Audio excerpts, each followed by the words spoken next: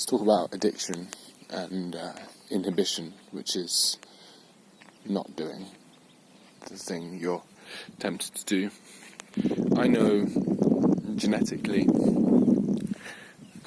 with certainty that I have addict genes in me. I can feel it. And in other people who are addicts, I look at them and I can see myself in them so clearly. And there are some people whom this just doesn't really bother them.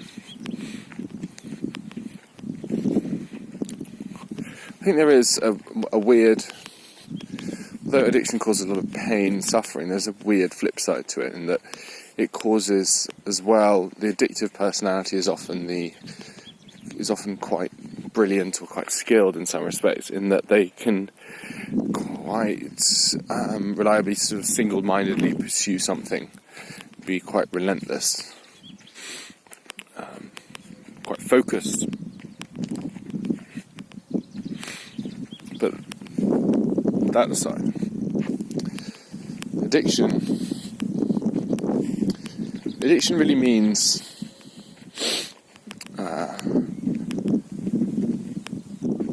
repeating the same patterns over and over again out of a sense of wanting something from it, it's a tensing pattern of thinking, if I do that, then maybe I can squeeze some enjoyment out of life. Or squeeze some kind of, not necessarily enjoyment, but some kind of release or hormonal cocktail. So this is much, much, much wider than people often think of. People just think of like drugs or alcohol, right? But it applies to phone use, it applies to reading, anything where you're doing stuff that exercise even, conversations, talking to people, coping mechanisms, even tensing flexes, bracing positions to sort of protect yourself against the world. Work, people get addicted to their cortisol and adrenaline as they pump themselves up full of work, and it's not reality. And it's totally understandable how these things become addictive, because you do them once, and that first time it gives you some kind of release or some kind of and then your body thinks, oh cool, food is obviously another huge addiction. Your body thinks, oh cool, I did that thing and it gave me that result. Maybe next time if I do it again, then it will do the same. And so you do the same thing next time, but unfortunately there's a desensitization process whereby the same action does not produce the same desired effect. The expectation surrounding it removes when you're expecting a result, when you're looking for a result, when it actually happens, it's not as nourishing, as rich. Life is nourishing and rich in the now, in the present, when things happen spontaneously, naturally, rather than when they're manufactured. So,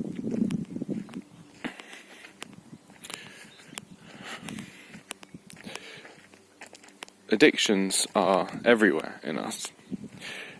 And for me, I noticed that I previously had much more obvious addictions. Coffee, alcohol,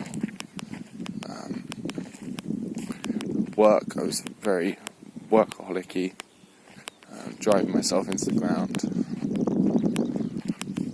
Now they're slightly more subtle, and the thing I've noticed is when you give up your addictions, you become more sensitive to your world. Remember when I did Dry January for the first time, this was a really life-changing month for me. I was like, whoa, fuck, this is the world, I'm experiencing it now, wow. And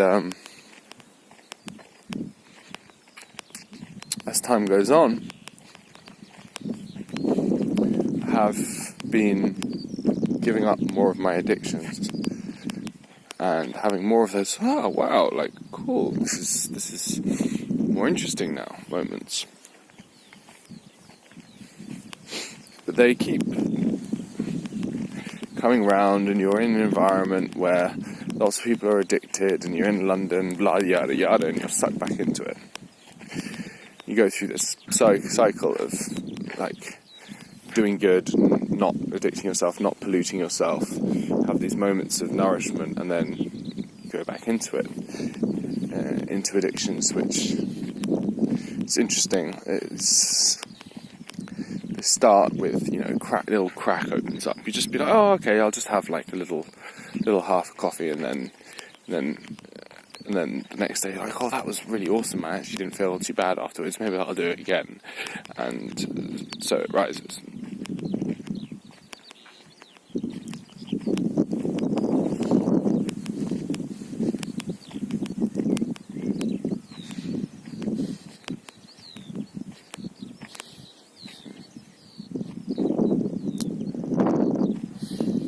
So, when we talk about middle way, and looking at your habits, looking at actions, I think there's such an interesting fine line here. When you call your addictions bad, you call these toxins that you put in yourself bad, you're liable to then beat yourself up for ever having them.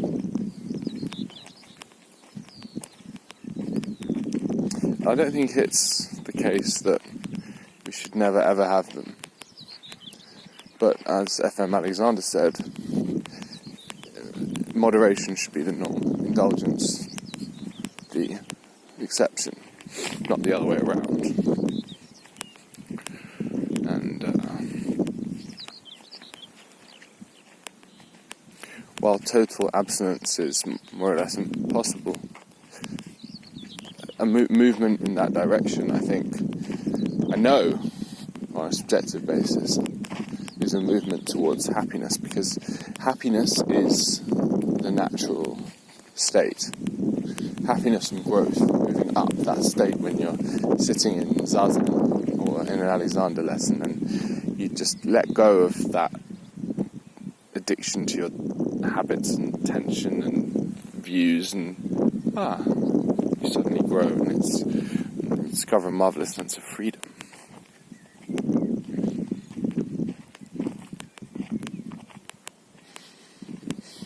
So, we don't pretend that we'll be forever free from addictions, but we mustn't consciously feed them. And I think it is right that we should do our best to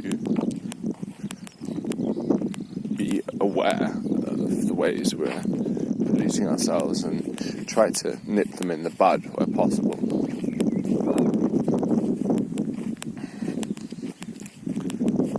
Before it's too late, because the more you feed your addictions, the worse and stronger they get. The more difficult it is to be free from them.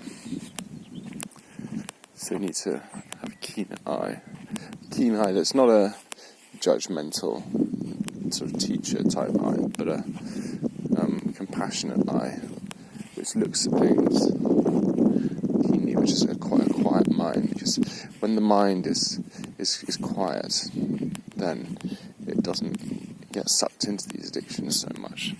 So I've noticed in the last few days, while being here in the Cotswolds, my mind is simmered down, and it's very easy to notice these little flickers in terms of my addictions and let go of them. So really the key here, when talking about dealing with addictions, is to keep the quiet mind. When the mind is quiet, you can see them early on and can let go. my Alexander teacher, Anthony, talks about building your inhibition muscle. Muscle is quite a funny misnomer because it's precisely the opposite of that in terms of its function. The muscle's function is to tense up, whereas inhibition is rather the opposite. It's to let go.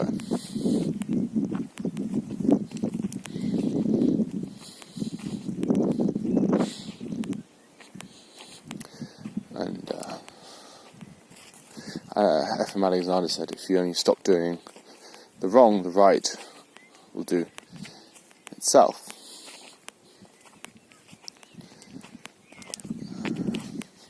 In the book I was reading yesterday, Thich Nhat Hanh, saying that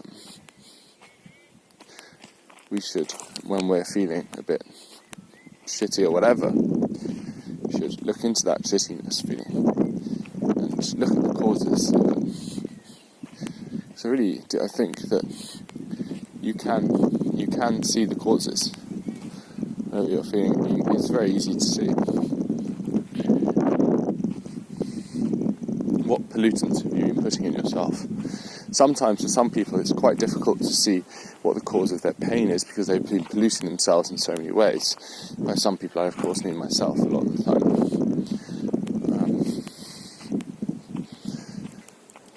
So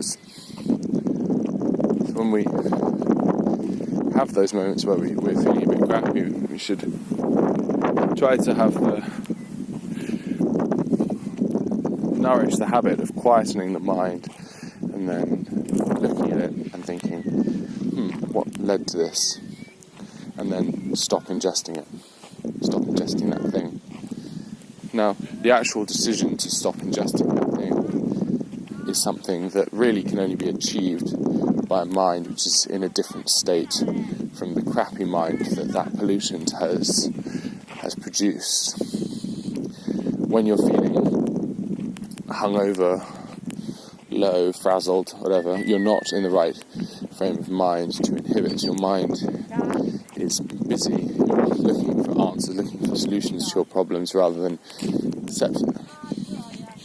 And thereby the primacy should always, the priority should always be given to quietening the mind, because only then can inhibition happen.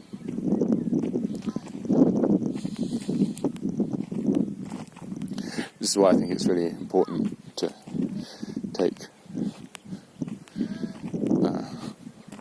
regular periods in the year devoted to quietening one's mind, because it gives you a reminder of that feeling of quiet,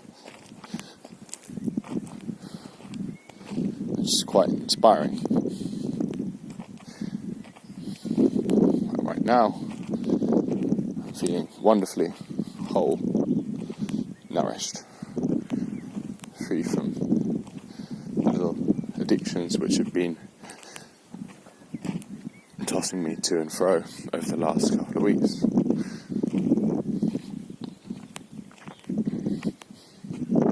And that's been purely from quietening my mind down. And I really think there's something to be said for,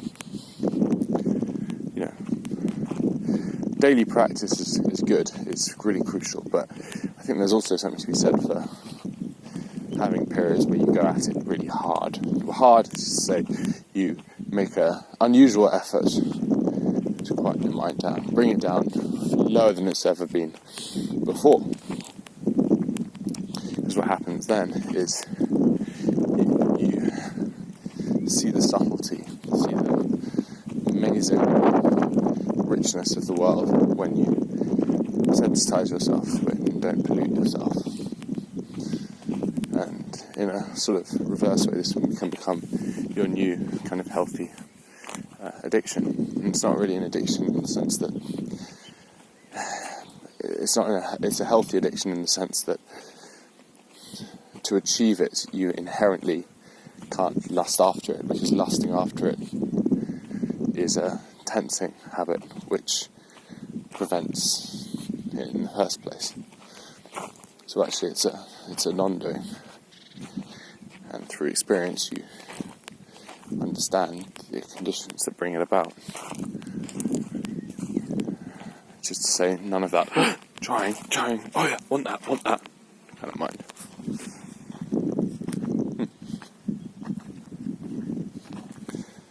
And it's funny, I know I will lapse back into little bouts of addiction here and there, but let's just not hope that, I can see that these cycles are becoming less aggressive over time, generally moving in a positive direction. If it were winning all the time, then it wouldn't be fun. Where would the fun be in this game?